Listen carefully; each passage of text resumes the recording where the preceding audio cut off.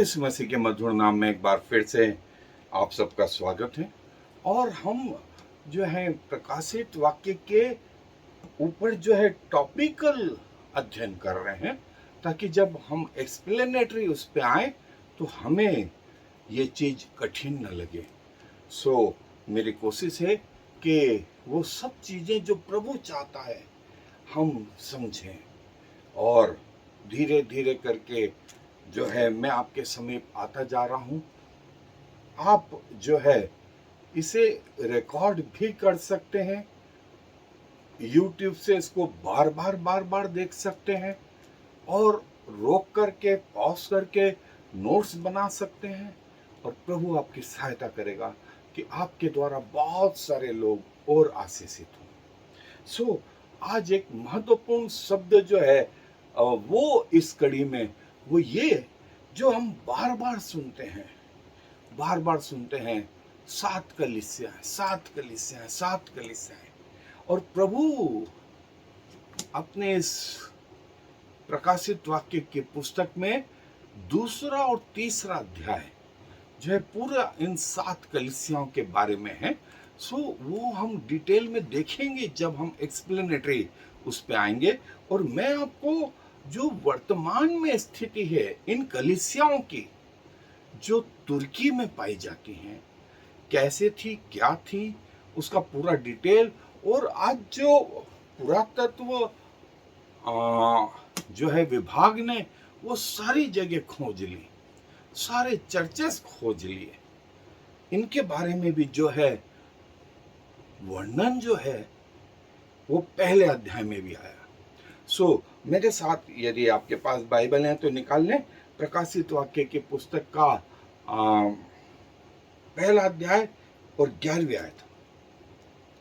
पहला अध्याय 11वीं आयत में लिखा है, जो कुछ तू देखता है उसे पुस्तक में लिख कर सातों कलीसियाओं के पास भेज दे, अर्थात इफिसुस और स्मुर्ना और पिरगमुन और थुआतीरा और सरदीस और फिलाडेल्फिया और लौदीकिया। सात कलीसिया के नाम स्वयं प्रभु यीशु मसीह ने लिए। और सात कलीसियाएं एक्चुअली सात कंटिनेंट बोले हैं, या वर्तमान की कलीसियाएं बोले। वो उस समय जो है बोल करके ये बात खत्म हो गई, नहीं दोस्तों, नहीं दोस्तों। परमेश्वर अपनी कलीसिया से आज भी बात करता है, आज भी बात करता है। ये प्रतीकात्मक रीति से प्रभु ने अपने दास यूहन्ना को बताई, लेकिन प्रभु इसके द्वारा हमसे, आज की वर्तमान कलीसियाओं से भी बात करता है। वो कैसे करता है, क्या करता है, मैं आपको पूरा डिटेल में जो है हम जब एक्सप्लेनेटरी उस पर आ जाएंगे मैं बताऊंगा, आपको आनंद हो जाएगा, भर जाएंगे आप आनंद से। और आज जो है हम सात कलीसिया का इंट्रोडक्शन देख रहे हैं। और पिछली बार मैंने बताया था, जब हमने पतमुस टापू के बारे में देखा था, तो सात कलीसियाएं तुर्की में वो उसके हिस्से में जहां पर प्रचार किया गया, कैसे वो बनी, क्या हुआ, आज की स्थिति में कैसी पाई जाती हैं जो है। दोस्तों, ये वो सात कलीसियाएं जो मैंने आपके सामने अभी पढ़ी, जो तुर्की के उन स्थानों में, पश्चिम क्षेत्र में, तुर्की के पश्चिम क्षेत्र में, जिसे आज हम तुर्की देश के नाम से जानते हैं, जो मुस्लिम प्रदेशों का अध्यक्ष बनने के उसमें जो है दौड़ में शामिल है, और दुनिया में करीब 57 मुस्लिम देशों का एसोसिएशन है, उसका अध्यक्ष तुर्की के राष्ट्रपति जो है वो बनना चाहते हैं। और उसके अलावा तुर्की जो है दुनिया की पहली 10 सैन्य शक्तियों में एक है। न सिर्फ एटॉमिक रीति से वरन अन्य रीति से भी तुर्की एक संपन्न देश है। और एक और चीज मैं आपको बताऊं कि इस देश में ऐसा कहा जाता है कि जो नूह का जहाज है वो अरारत पर्वत जो है वो यहीं पाया जाता है। अरारत पर्वत भी यहीं पाया जाता है। और आप सबको मालूम है कि नूह का जहाज अरारत पर्वत पे टिका था, और यहाँ पर बर्फ ही बर्फ, 12 महीने बर्फ होती है।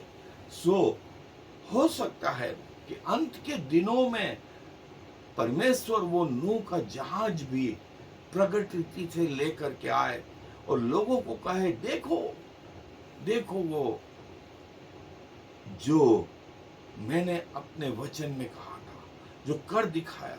और ये सातों कलीसियाएं भी, ये सातों कलीसियाएं भी दोस्तों यहाँ पर परगमुन, थुआतीरा, सरदीस, फिलाडेल्फिया, लौदीकिया, इफिसुस और स्मुरना, ये कलीसियाएं यहाँ पर पाई जाती हैं। और जो है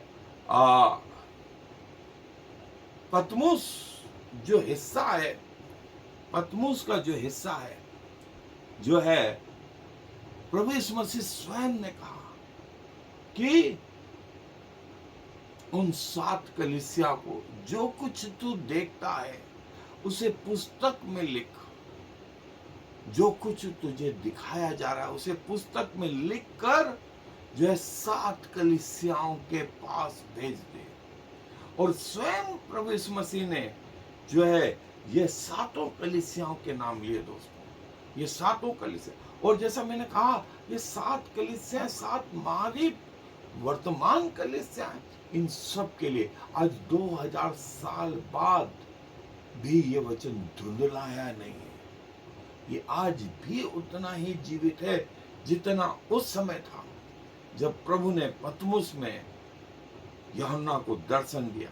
और देखें जो है इफिसुस, जैसे मैंने बोला, एक तो अध्याय 3, 2 और 3 जो है प्रकाशित वाक्य का, वो इन सातों कलीसियाओं को समर्पित है। उसमें से इफिसुस की कलीसिया जो कठिन परिश्रम करती थी, और कठिन परिश्रम करते हुए भी थकी नहीं थी, और अपने आप को दुष्टों से बचाती थी। लेकिन इस कलीसिया में कमी थी। प्रभु ने कहा कि तूने अपना पहला जैसा प्रेम छोड़ दिया। दूसरी कलीसिया स्मुरना की कलीसिया, और जो है ये कष्टों में, संकटों में, गरीबी में, और जो है आगे बढ़ती रही। और प्रभु कहते हैं कि जो मेरे कारण दुख उठाते हैं वे आशीषित होंगे, वे आशीषित होंगे। स्मुरना की कलीसिया, पेरगमुन की कलीसिया जो है वो जो है वहां पाई जाती थी जहां शैतान का शासन था। और प्रभु जो है, और यहाँ पर बहुत सारे झूठे उपदेशक थे, लेकिन प्रभु ने कहा तुम उन झूठे उपदेशकों को निकाल दो, निकाल दो। मुझे मालूम है कि तू उस जगह जहां शैतान है और तुम्हारे बीच में ऐसे झूठे प्रचारक पाए जाते हैं, उनसे बचो, उनसे अपने आप को अलग रखो, एक अलगाव का जीवन जियो। थुआतीरा की कलीसिया जो है अपने जो है उदारता के लिए फेमस, और उसके पहले के काम जो है वर्तमान के काम पहले से बढ़ करके थे। लेकिन तकलीफ वाली जो नेगेटिव पॉइंट था वो ये था, ये कई झूठे प्रचारकों को रहने देते थे। जिनको निकाल फेंकना चाहिए था वो भी इनके बीच में थे। और सरदीस की कलीसिया, सरदीस की कलीसिया अपने अच्छे आचरण के कारण पहचानी जाती थी, और मृत जो समझे जाते थे। प्रभु बोलता था कि मन फिरा, मन फिरा, क्योंकि तेरे कामों में कमी है, तेरे कामों में कमी है, और तेरे काम अधूरे रह जाते हैं, अधूरे रह जाते हैं। एक काम पूरा होता नहीं तो दूसरे को पकड़ लेता है। इसलिए मैं कहता हूं तू चेत कर, मन फिरा, मन फिरा, मन फिरा। और उसके बाद फिलाडेल्फिया की कलीसिया, जो अपने विश्वास के कारण जानी जाती थी और परमेश्वर के वचन को रखती थी और परमेश्वर की धीरजता को संभाल के रखती थी, ये वो फिलाडेल्फिया की कलीसिया। और सातवीं कलीसिया लौदीकिया की कलीसिया जो है, लौदीकिया चर्च जो है, लेकिन गुनगुना चर्च था। वो शैतान की कुछ बातों को और परमेश्वर की कुछ बातों को जो है माना करते थे। शायद उनका फार्मूला ये था कि शैतान को नाराज मत रखो, परमेश्वर को खुश रखो। परमेश्वर को खुश रखो, लेकिन शैतान को भी नाराज मत रखो। और वे अपनी बातों पर घमंड करते थे। प्रभु ने कहा नहीं, नहीं, नहीं, ये सब बदलना होगा। और जो है इन कलीसियाओं के थ्रू प्रभु आज की कलीसियाओं के बारे में भी बात करते हैं और हमसे बात करते हैं। ये उस समय जो चली उसके बाद खत्म हो गई? नहीं दोस्तों, ये आज की स्थिति में भी जो है पौलुस बोलता है कि हम आज इन बातों को समझ लें कि प्रभु हमसे क्या कहता है, प्रभु हमसे क्या कहता है। और जो है अध्याय 2 और 3 में दूत ये शब्द आया, एंजल्स, एंजल्स। और अंग्रेजी जो है वर्णमाला में गार्जियन, या वे सेवक, वे स्वरदूत जो रक्षा करते हैं, वे रक्षा करते हैं। और जब यूहन्ना ने अपने दर्शन में परमेश्वर के पुत्र, फिर वो लैंप स्टैंड हम देखेंगे आगे, वे 7 चर्च, 7 लैंप स्टैंड और जो है 7 तारे। अलग अलग प्रभु के दास लोग इसको अलग अलग तरीके से देखते हैं, लेकिन दोस्तों ये वो चीज है। और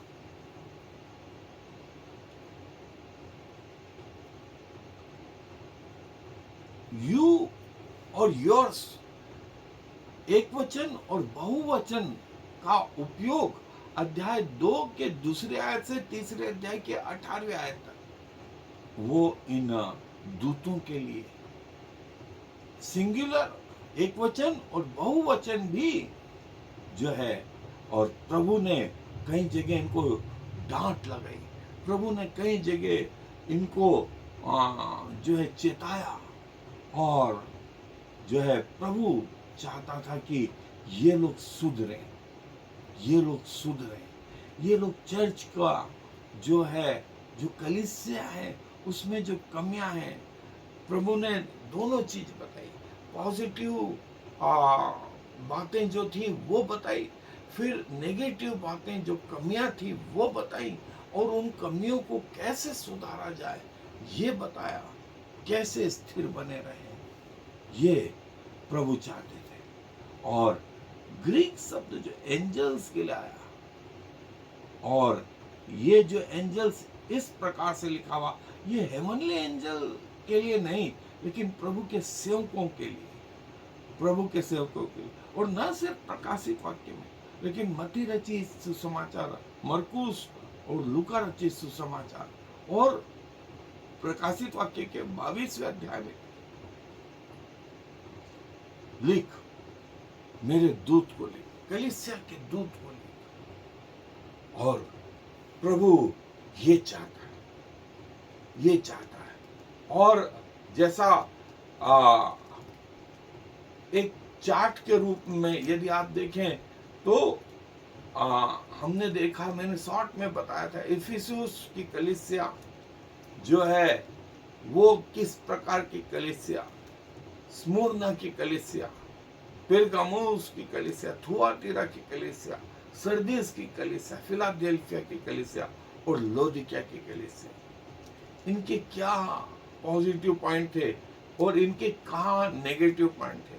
और हमने ये हिस्सा देखा कि तुर्की देश में ये कलीसियां यहाँ स्थापित थी, ये कलीसियां यहाँ थी दोस्तों, जो आज भी कई लोग इन जगहों को देखने जाते हैं। इफिसुस, लौदीकिया, फिलाडेल्फिया, सरदीस, स्मुरना, थुआतीरा और पेरगमुन, वो कलीसिया जो है, इनके थ्रू प्रभु ने सारी दुनिया को मैसेज दिए, सारी दुनिया को प्रभु ने मैसेज दिए। और वो मैसेज हम पाए। एशिया की ये 7 कलीसियां हैं, एशिया की। और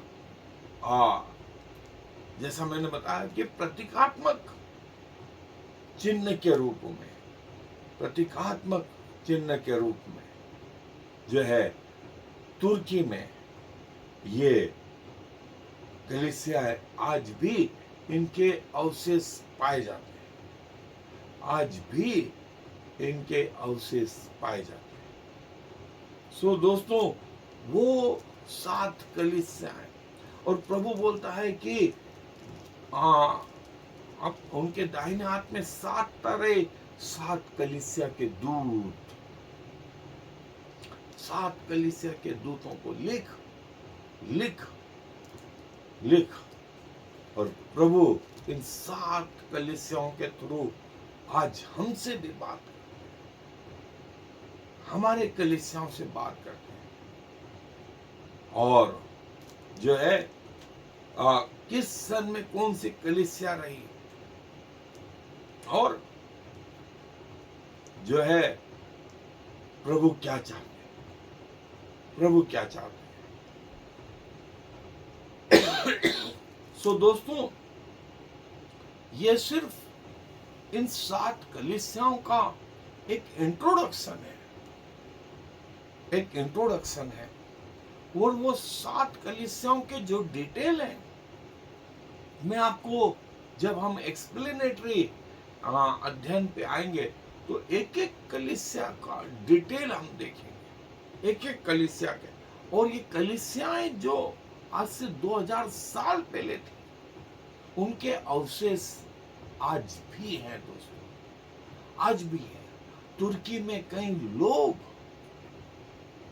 जो हैं इन्हें देखने जाते हैं।